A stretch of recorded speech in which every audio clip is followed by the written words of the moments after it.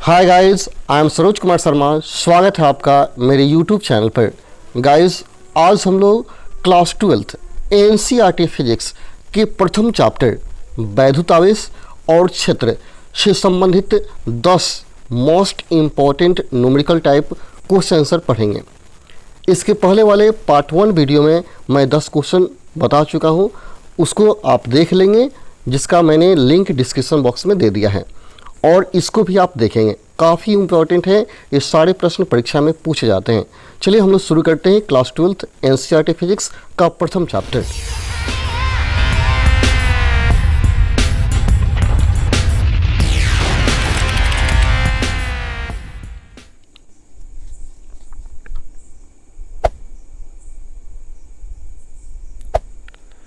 इस वीडियो में मैं आपको 11 नंबर से 20 नंबर तक 10 प्रश्न बताऊंगा। इसका पार्ट 1 वीडियो जिसमें मैं 10 प्रश्न बता चुका हूं, उसको आप देख लीजिएगा और इसको भी आप देख लीजिएगा। उसका लिंक मैंने डिस्क्रिप्शन में दे दिया है।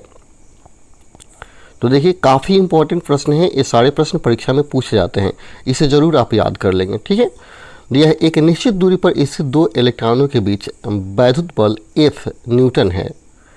इससे आधी दूरी पर 2 प्रोटॉनों के बीच वैद्युत बल कितना होगा। यानी कहता है कि 2 इलेक्ट्रॉन एक निश्चित दूरी पर स्थित हैं, यानी मानते हैं r दूरी पर ही हो सकते हैं, जिनके बीच लगने वाला बल F है। यदि r से आधा दूरी यानी r/2 दूरी पर 2 प्रोटॉन रख दिया जाए तो बल F का मान क्या होगा, ये आपको बताना है। चलिए देखिए, लिखा जाएगा कूलाम के नियम के अनुसार 2 आवेशों के बीच लगने वाला बल F बराबर क्या होता है, 1/4πε0 Q1 Q2/r²। ठीक है, तो यहाँ देखिए 4πε0 क्या है, अचर राशि है, और Q1 Q2 भी क्या है, अचर राशि है। आप पढ़े होंगे कूलाम के नियम के अनुसार यदि 2 आवेश Q1 और Q2 दिए गए हैं, Q1 और Q2 दिए गए हों, तो दोनों के बीच लगने वाला बल F इक्वल टू क्या होता है, 1/4πε0 Q1 Q2/r²। अब यहाँ 4πε0 और Q1 Q2 क्या है, अचर राशि है, तो अचर राशि है, तो इसको हटा देंगे तो क्या हो जाएगा, F समानुपाती हो जाएगा 1/r²। यानी F समानुपाती 1/r² का मतलब हुआ कि 2 आवेशों के बीच लगने वाला बल उनके बीच के दूरी के बल का व्युत्क्रमानुपाती होता है। ठीक है, अब एक और बात याद करें कि इलेक्ट्रॉन और प्रोटॉन दोनों पर क्या होता है, आवेश समान होता है। तो यहाँ आप जान गए, इस F बराबर 1/4πε0 Q1 Q2/r² से पता चल गया कि 2 आवेशों के बीच लगने वाला बल उनके बीच के दूरी के बल का व्युत्क्रमानुपाती होता है, इसलिए मैंने यहाँ लिख दिया F समानुपाती 1/r²। तो यहाँ क्या कीजिए कि यह हो गया 2 इलेक्ट्रॉन के बीच लगने वाला बल मानते हैं F1 है। ठीक है, और 2 प्रोटॉन के बीच लगने वाला बल मान लीजिए F2 है। ठीक है, इसलिए F2/F1 क्या हो जाएगा, R1/R2। क्यों, क्योंकि बीच की दूरी का बल का व्युत्क्रमानुपाती उल्टा, जैसे F2/F1 किए तो F2 ऊपर है, F1 क्या है, नीचे है, तो R1 ऊपर चला जाएगा, उल्टा व्युत्क्रम होगा, तो R1 बटा क्या हो जाएगा, R2 का हो जाएगा होल स्क्वायर, यानी वर्ग यहाँ दिया। ठीक है, अब यहाँ R2 का जो मान कहता है कि प्रोटॉनों के बीच का दूरी क्या है, आधा है इलेक्ट्रॉन की अपेक्षा, यानी R1 की अपेक्षा R2 का मान क्या है, आधा है, तो R2 बराबर क्या हो जाएगा, R1/2 हो जाएगा, R1/2। तो देखिए R1/2 मैंने यहाँ लिख दिया, R1 से क्या होगा, R1 कट जाएगा, और 2 का स्क्वायर कितना हो जाएगा, 4 हो जाएगा। अब इसको क्रॉस गुना कर दिए तो F2 बराबर क्या हो गया, 4F1 आ गया। अब यहाँ F1 प्रथम 2 इलेक्ट्रॉन के बीच लगने वाला बल है, तो F1 बराबर क्या है, F दिया गया, तो F मैंने रख दिया, तो F2 बराबर क्या हो गया, 4F आ गया। यानी 2 प्रोटॉनों के बीच का जो बल होगा वह 4F के बराबर हो जाएगा। ठीक है, अब इसको ध्यान से देखिए और समझ कर बनाइए। अगला क्वेश्चन दिया गया है, 2 बिंदु आवेशों के बीच स्थिर वैद्युत बल F है। यदि इन आवेशों को उतनी ही दूरी पर जल में रख दिया जाए तब उनके बीच बल कितना रहेगा।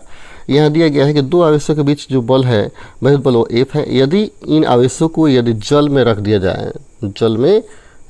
जाए, जहाँ K का मान 80 हो जाता है, जल का K का मान क्या है, 80 है, तो यह बल कितना होगा। यानी ऐसे खुले में क्या है, बल F है आवेश के बीच, लेकिन उसी आवेश को जल में डाल देंगे, उतनी ही दूरी पर रखेंगे, तब बल का मान कितना हो जाएगा। तो देखिए, याद रखिए, 2 बिंदु आवेशों के बीच स्थिर बल F है, F दिया गया है, और मान लीजिए जल में रखने पर मान लिया जल में रखने पर दोनों बिंदुओं के बीच स्थिर वैद्युत बल Fm हो जाएगा, Fm हो जाएगा, मैंने मान लिया बराबर Fm। और फॉर्मूला होता है कि किसी मीडियम में, Fm का मतलब क्या है, किसी माध्यम में दो आवेशों के बीच लगने वाला बल F बराबर होता है F बटा K, F बटा हो जाएगा K। तो यहाँ क्या K का मान देखिए मैंने लिखा है Fm बराबर F बटा K, तो K का मान क्या दिया गया है 80 दिया है, तो क्या हो जाएगा Fm बराबर F बटा 80, यानी किसी माध्यम में दो आवेशों के बीच लगने वाला बल Fm बराबर F बटा हो जाएगा 80, ठीक है, F बटा 80, यही आपका आंसर हो जाएगा, ठीक है। काफ़ी सिंपल है। अगला क्वेश्चन दिया गया है, इलेक्ट्रॉन वोल्ट की परिभाषा दीजिए तथा इसका संख्यात्मक मान जूल में व्यक्त कीजिए। इलेक्ट्रॉन वोल्ट की परिभाषा दीजिए तथा इसका संख्यात्मक मान जूल में व्यक्त कीजिए। तो देखिए इलेक्ट्रॉन वोल्ट याद करें, इलेक्ट्रॉन ये भी जो है यह ऊर्जा का मात्रक है, इलेक्ट्रॉन वोल्ट ऊर्जा का, वैद्युत ऊर्जा का मात्रक है, ठीक है। देखिए कहा जाएगा एक इलेक्ट्रॉन वोल्ट वह ऊर्जा है जो किसी इलेक्ट्रॉन से 1 वोल्ट विभवांतर द्वारा त्वरित होने पर अर्जित होती है। एक इलेक्ट्रॉन वोल्ट वह ऊर्जा है जो किसी इलेक्ट्रॉन से 1 वोल्ट विभवांतर द्वारा त्वरित होने पर अर्जित होती है। आप इसको ऐसे कह सकते हैं कि जब कोई इलेक्ट्रॉन 1 वोल्ट विभवांतर से त्वरित होता है तो उसके द्वारा अर्जित ऊर्जा को 1 इलेक्ट्रॉन वोल्ट कहा जाता है, और 1 इलेक्ट्रॉन वोल्ट बराबर होता है 1.6 गुना 10 के पावर -19 जूल, ठीक है। यह फॉर्मूला हो गया, इसका मान हो गया 1 eV का मान, इसको याद कर लेंगे। ये 2015 में क्वेश्चन पूछा हो, देख लीजिए, काफ़ी इंपॉर्टेंट क्वेश्चन है। अगला है कूलाम के नियम का सदिश रूप बताइए। कूलाम के नियम का सदिश रूप बताइए। देखिए कूलाम के नियम का एक रूप जान जाइए।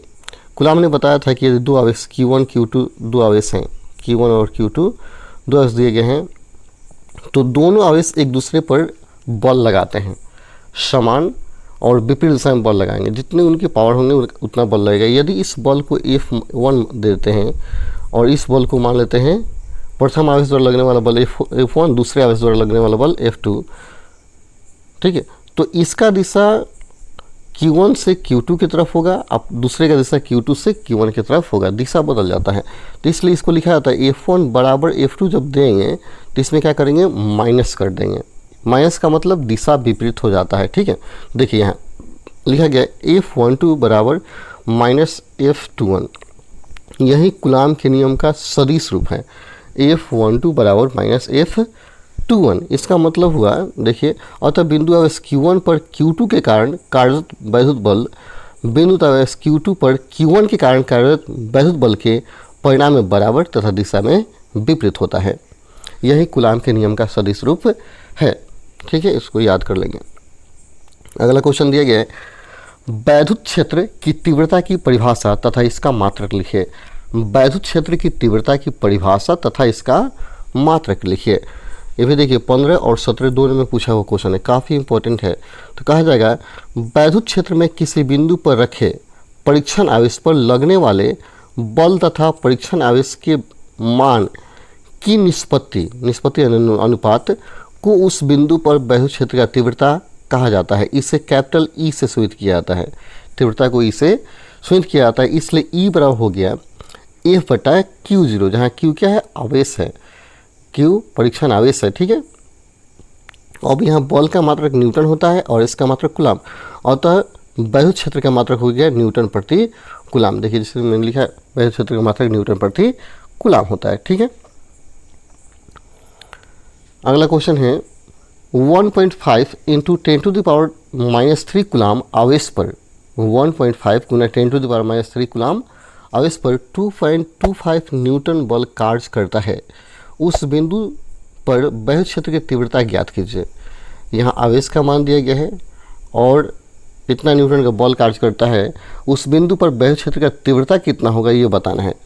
अभी परिभाषा क्वेश्चन पहले दिए थे वैद्युत क्षेत्र की तीव्रता का। देखिए यहाँ Q बराबर दिया गया 1.5 गुना 10 के पावर -3 कूलाम, F का मान दिया 2.25 न्यूटन हो गया। तो हम जानते हैं कि वैद्युत क्षेत्र की तीव्रता E बराबर होता है F बटा Q, E बराबर होता है A बटा Q, ठीक है।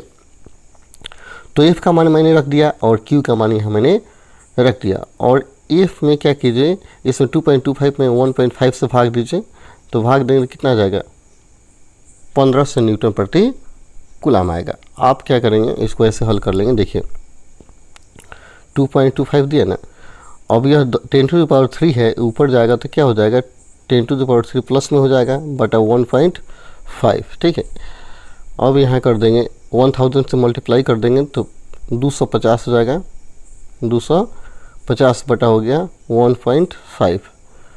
अब इसको और थोड़ा सा आगे बढ़ाइए तो हो गया 2500, ये 10 हटा देंगे बटा हो गया 15। 2500 में 15 से भाग दे दीजिए,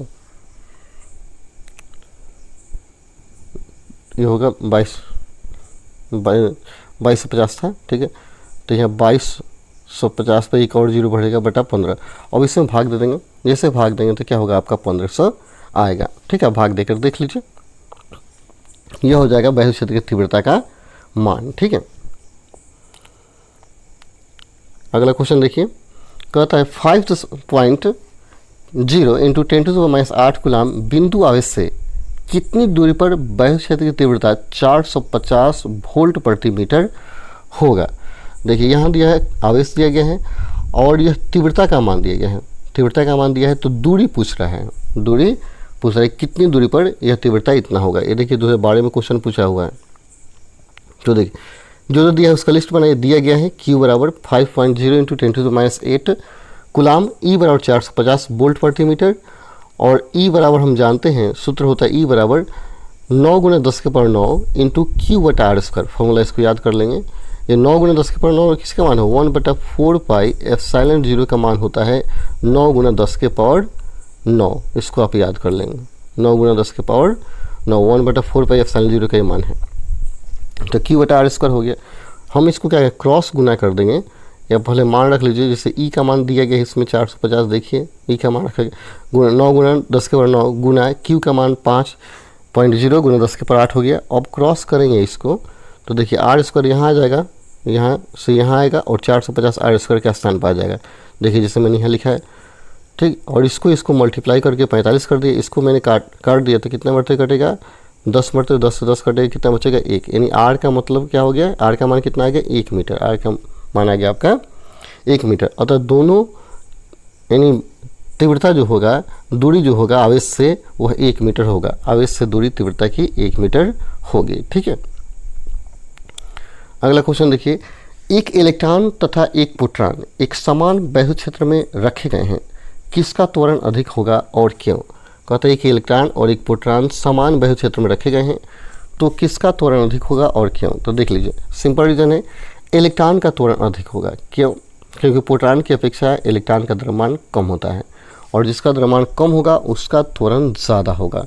तो कहा जाए इलेक्ट्रॉन का त्वरण अधिक होगा क्योंकि प्रोटॉन की अपेक्षा इलेक्ट्रॉन का द्रव्यमान कम होता है। ठीक है, अगला क्वेश्चन है, किसी आवेशित कण के भार को एक बाह्य क्षेत्र द्वारा किस प्रकार संतुलित किया जाता है।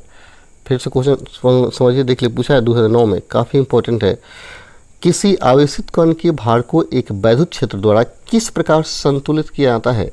एक आवेशित कण के भार को किसी वैद्युत क्षेत्र द्वारा किस प्रकार संतुलित किया जाता है। तो कहा जाए कण पर, आंसर लिखिएगा, कण पर आवेश की प्रकृति के अनुसार उस पर वैद्युत क्षेत्र ऐसी दिशा में लगाकर ताकि उसके कारण कण पर लगने वाला वैद्युत बल ऊर्ध्वाधर ऊपर की ओर अर्थात कण के भार के विपरीत दिशा में कार्य करे तथा परिणाम में इसके बराबर हो, तब इसके भार को संतुलित किया जा सकता है। ठीक है, फिर से देख लीजिए, कण पर आवेश की प्रकृति के अनुसार उस पर वैद्युत क्षेत्र ऐसी दिशा में लगाकर ताकि उसके कारण कण पर लगने वाला वैद्युत बल ऊर्ध्वाधर ऊपर की ओर अर्थात कण के भार के दिशा में कार्य करे तथा परिमाण में इसके बराबर हो, तब आवेश के भार को एक बाह्य क्षेत्र द्वारा संतुलित किया जा सकता है। नीचे जोड़ दीजिएगा, तब एक कण के आवेशित कण के भार को बाह्य क्षेत्र द्वारा संतुलित किया जा सकता है। ठीक है, अगला क्वेश्चन दिया गया है, आवेशित खोखले गोलाकार चालक के भीतर बाह्य क्षेत्र की तीव्रता कितनी होती है। अगर कोई खोखला गोला है जो आवेशित है तो इसके भीतर तीव्रता, याद रखें खोखले गोले के अंदर जितनी भी तीव्रताएं होती है ई का वैल्यू जो होता है वो हमेशा शून्य होता है।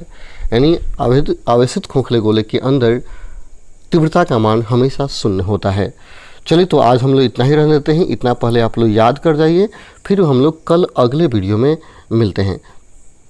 तब तक के लिए धन्यवाद। जय हिंद, जय भारत।